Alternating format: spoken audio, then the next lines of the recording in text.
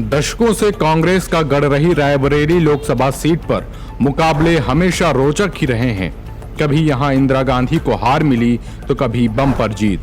हालांकि जीत के बाद भी इंदिरा गांधी का यहां से मोह भंग हो गया। रायबरेली में भारतीय राजनीति की दो दिग्गज महिलाओं के बीच हुए चुनावी जंग आज भी इतिहास में दर्ज हैं। इसकी चर्चा हमेशा होती रहती है। साल 1980 में रायबरेली से इंदिरा गांधी चुनाव लड़ रही थी।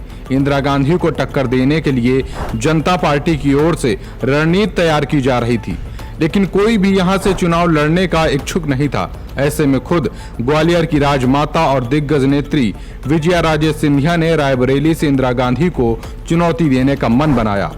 जनता पार्टी ने उन्हें टिकट देते हुए मैदान में उतार दिया। राजमाता के रायबरेली से चुनाव लड़ने पर इंदिरा गांधी भी हैरान थी।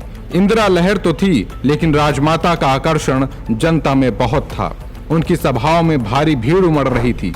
पूर्व मंत्री गिरीश नारायण पांडे कहते हैं कि गांव-गांव में राजमाता के प्रति बड़ी श्रद्धा थी। आमजन, विशेषकर महिलाओं में उनके पैर छूने की होड़ लगी रहती थी। बिना किसी बंदोबस्त के ही मीटिंग्स में खूब भीड़ होती थी। राजमाता के जनता से मिलने का तरीका भी अलग था। बावजूद इसके जनता पार्टी के पास ना तो मजबूत संगठन था और ना ही संसाधन। इस चुनाव में इंदिरा गांधी ने जीत दर्ज की। उन्होंने विजया राजे सिंधिया को 1,73,654 वोटों से हराया।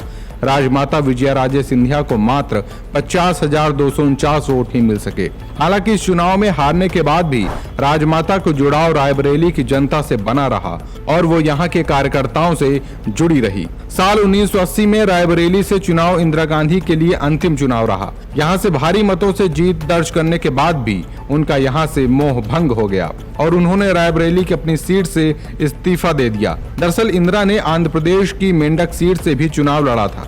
यहाँ भी उनकी जीत हुई थी। उन्होंने मेंढक सीट को बरकरार रखा, जबकि रायबरेली से इस्तीफा दे दिया।